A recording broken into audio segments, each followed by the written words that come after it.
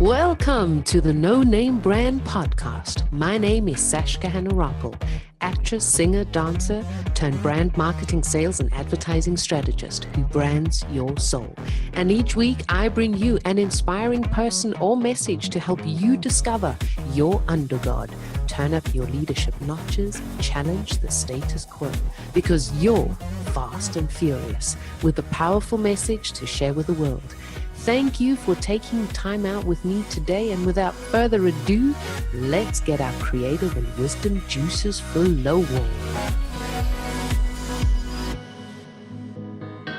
Hey guys, I have something rather special for you today, and I felt that I wanted to record this as well as write a blog post about it. Due to a lot of happening in the world today with mental health and depression and anxiety, especially for entrepreneurs, self-employed, and just non-entrepreneurs in the world today.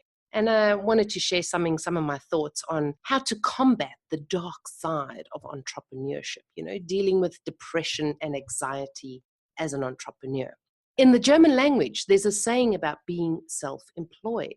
It means selbstständig, and many will refer to your self-employment as being ständig selbst, which means you selbst, alone, you, individual, and ständig, repeatedly. So in other words, as a business owner, you're repeatedly alone, working 24/7 to prove your business is viable.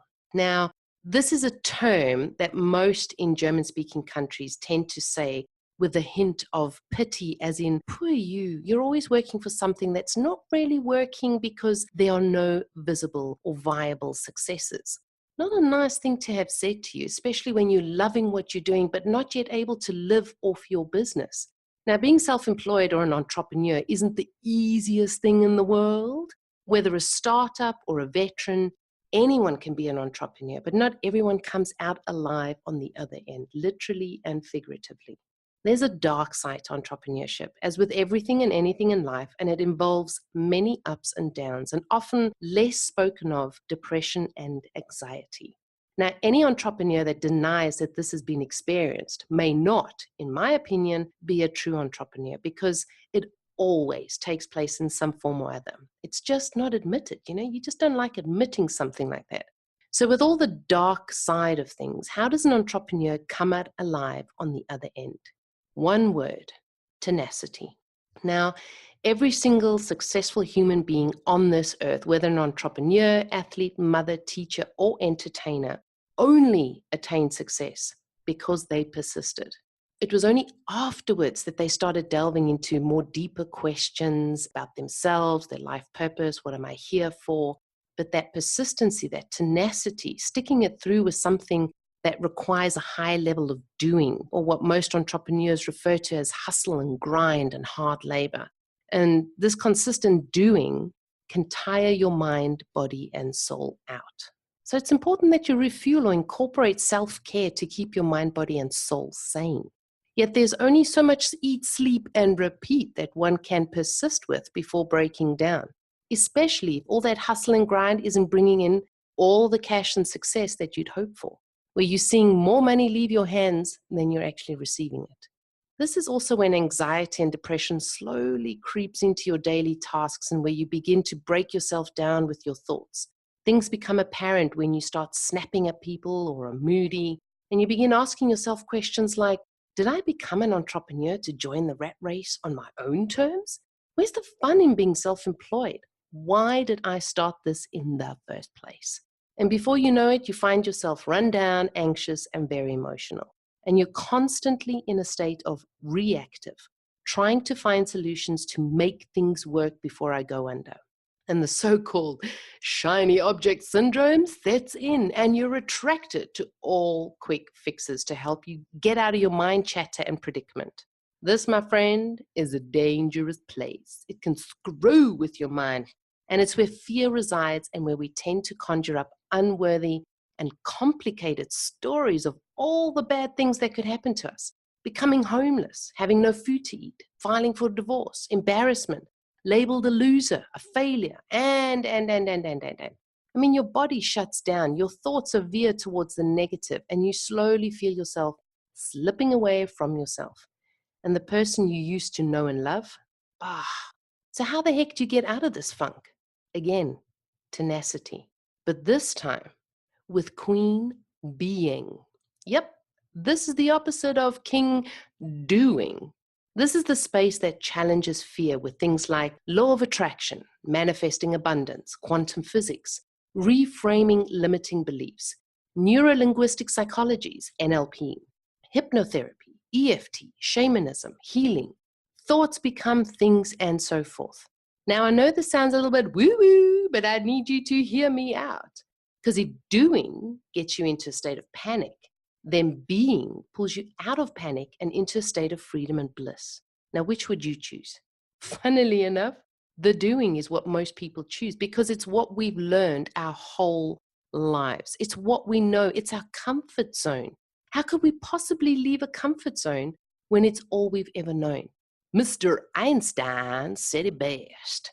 Insanity is doing the same thing over and over again and expecting different results. And the same goes for doing all the time and expecting to come out on the other side successful like everyone else. It ain't gonna happen, folks. Which means to go from a place of anxiety and doing, we need to try something different, aka being. And this you do by taking one step in that direction. And then practice, practice, practice, practice. That is tenacity. And before you know it, you're in a space of being and doing, which will cancel out your anxiety and depression. Now, I just want to give a little disclaimer. I'm by no means a clinical doctor or professional psychologist. This is my viewpoint and advice from firsthand experience or being a highly sensitive person myself that has dealt with anxiety and depression. But because it's right for me, I know that I wouldn't be teaching something that wouldn't be right for you. So let's get back to taking that step in the right direction with the tenacity of being and doing.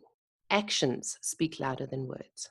Now, I'm a gal who likes to put things into action and not just talk. So let me run this down with an example, shall I?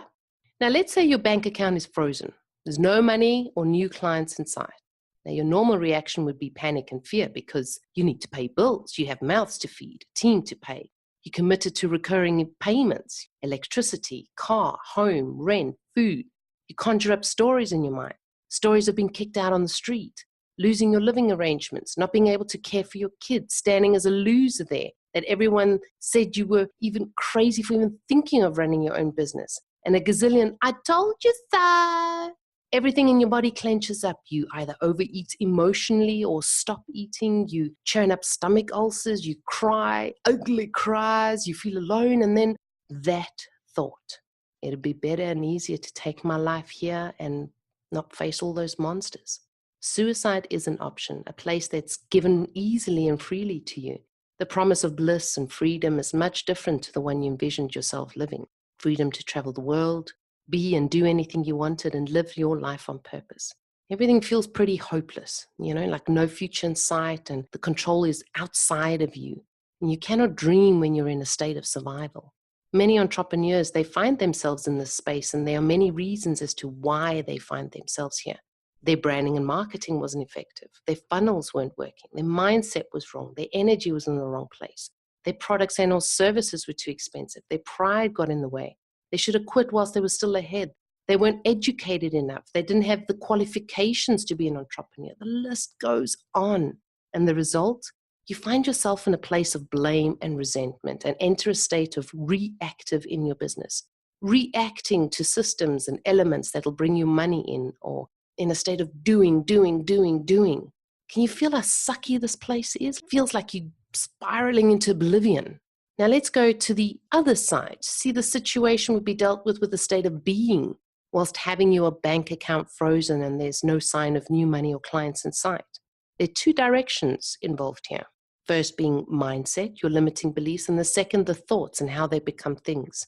Now, your mindset involves years and years and years of practice, involving things that were taught to us that are anchored consciously and subconsciously. For example, the fear of ending up homeless on the street because you don't have money. When did you decide that? This isn't a given fact, but a learned one that comes from friends, family, education, media. Hence, you change your limiting beliefs and replace it with a reframe or positive learning so that in the case of this emotion coming up again or this fear, you can counteract it with your new beliefs. For example, the fear of having no money results in you having to leave your home.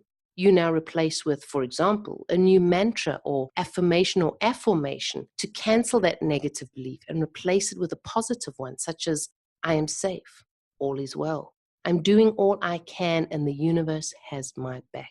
It sounds so daft and simple, almost too impossible to work, but it does.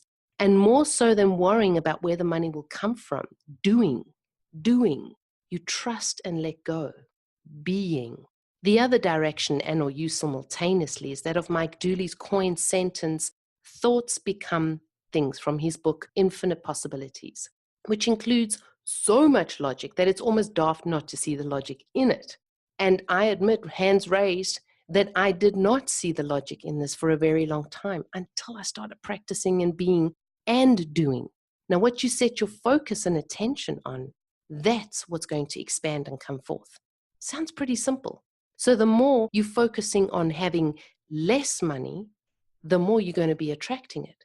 The more you are feeling into how life can be freedom, blissful, all the things that you can have, all the person that you can be, the lives that you can change, that expands then to that. And you're able to be within that situation. All right? So if you're thinking all the time of having no money and landing up on the streets homeless, what do you think is going to happen? Yep, no money and homeless. You see, you have a choice as a human being to choose whether you want to live a life of abundance or a life of lack. And both states are steered by emotions: fear, abundance, freedom, bliss, angst, sickness, health, and so forth. What you think, you become. In other words, the thoughts, the visualizations that you have and the emotions attached to that is what you'll attract and eventually become. Now, a disillusion with all this, however, is that we tend to see the success of this in terms of time. We see that the bank has frozen our bank account and that if we don't have the monies now to pay the debt, that the bank has the power over us and our lives to decide what our fate will become. But what if you saw yourself as the source and everything else, the reactions to that source, and that you were the one that controlled and directed all that came your way, irrespective of time and space? If you're the source, that means that you're the one with the control, not the bank. That means that your thoughts should be the ones strong-willed and controlled visualizations rather than fear-based intentions. That by being in the moment, trusting and letting go, that you do what you can and leave the rest to the universe to manage. The hows, lots and lots of little hows that drive you crazy in your mind. For example, you visualize a certain amount of money is coming into your bank account. You journal what you can do in terms of your business, products, services to sell. You create a positive energy around the selling of those products and or services. Visualizing how clients are coming to you from unexpected sources and how their lives are being changed with your gorgeous business, how you're making a difference and how you're living your life on purpose. You're visualizing the freedom you have to do what you love and the fun and excitement you have being in that place of joy and bliss, and how your life and body are blossoming and in their zone of genius. You're also seeing how the universe is energetically making your soul clients aware of you, helping them to see you and engage with you, buying from you, being responsive to your branding and marketing and your brand influence. So whilst you're doing, you're also being, and you're in the know-how that you are the source, the one who makes the decisions and determines your own fate, not the bank or your clients, but you.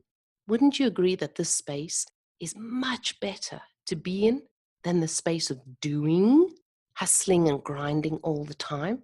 But at the same time, that achieving the state requires you to implement your tenacity. This state isn't a once-off action. It's a constant energetic motion of energy that you're conjuring up daily to keep yourself in this place that is opposite to anxiety and depression. Now, as with anything in life, you need to ensure that your entrepreneurial business roots are firmly grounded. In other words, when you're in a state of being and energetically calling in your clients to buy your products and your services, there is also the danger, in inverted commas, that what you're selling is coming from a place of fear because you're not sure that what you're selling is really wanted or needed. Now, it may come from a place that is disconnected from your life purpose. And this isn't your vocation, talents, or gifts. This is why I implement soul brand marketing into all my strategies, because when you're selling products and or services from a place of life purpose, everything just comes naturally. Content marketing ideas, products, services, pricing, branding, funnels, website, copy, Facebook Lives, Instagram stories, Periscope, media, PR. There isn't a place of struggle or doing, but fun, passion, and engagement. And when you're asking yourself questions, should I hire this person? Should I be taking on or selling this product or service? Or does this make my heart sing? Or you involve your life purpose, and it'll help you answer those questions, especially for what you want to be known for, right? Now, prior to learning and implementing the state of being and doing, when I was confronted by those who looked at me with pity when I mentioned I was selbstständig and I was unsure if I was doing the right thing being an entrepreneur, I now know that this was because I wasn't believing in what I do. I wasn't confident in what I was selling. And most importantly, I wasn't tenacious in selling what I loved and believed in, which left the power of my success in the hands of those having pity on me. Until I realized, hang on a minute, I am the source. I am the one who makes the decisions. And the way in making those decisions was to switch from a state of only doing to a harmonized state of being and doing, as well as being very clear on my life purpose and aligning that with my brand and business, so that I was firmly anchored in being tenacious in moving forward with my brand and business. Now, no matter what gets thrown my way, I'm pretty firmly grounded in my life purpose and what it is I do. I know I'm the source that makes the decisions and chooses my own destiny or creates it. There's no space for anxiety or depression anymore because I've replaced it with positive learnings. And even if and when things do show up and I get a little bit anxious or negative thoughts or my ego starts breaking me down, I ask myself, no, when did I decide that? No. Who's the source here? Who's got the control here? Me. Who's creating my life? Me. Where's the lesson to be learned? And through my own journey of working with my mindset coaches and clients, I now have the support to catch me when I feel I'm going to fall. Now, in closing this whole support thing or learning about doing and being and mindset, it isn't for the elite or rich. It's just for those that choose it. It's simple as that. And for the ones who want their business and brand as much as they want to breathe. Are you going to choose you and be the source? I would love to hear your thoughts and solutions to dealing with anxiety and depression as an entrepreneur. Share with me below in the comments or tag me in social media and let me know what you think about what I've spoken about over here and how you deal with depression and anxiety or have dealt with it or how you help your clients deal with it. I do believe that it's something that we need to address and put out into the world because there are a lot of entrepreneurs who have really, really good ideas. They just don't have the support and haven't been taught how to be supported and are always in a state of doing. And I do believe that we go through life and our journey learning a lot of things, but I also feel that we can minimize the long time that it takes to get our message out there. And we can get it out faster when we're supporting one another and admitting or acknowledging things like mental health, that it actually exists and how to deal with it and not just brush it off and go, oh, shame, poor them, oh, that's not really nice news, or that was pretty selfish of them to take their lives in suicide. Because we've all had those thoughts. I know that all of us have had thoughts of suicide, and I know that we can combat it. And the way in which we can combat it is acknowledging it, learning how to deal with it and what the tools are, and supporting one another in it. So go ahead, share with me how you've helped others and share with me your thoughts to this podcast. And I'll be back with you again next week. I look forward to it. And thank you for listening, folks. Love you lots. Bye-bye. Dang, that was just supercalifragilisticexpialidocious. I enjoyed having you on board, and please do me and you a favor. Head on over to iTunes, SoundCloud, or Stitcher. Click subscribe, and a super bonus, leave your review and you stand a chance of being announced and advertised on the show. I'm always striving to ensure that your brand is uplifted and empowered. Remember, done is better than perfect. So be sure to subscribe, leave a review, and send in your feedback too. You're the absolute best. Keep rocking.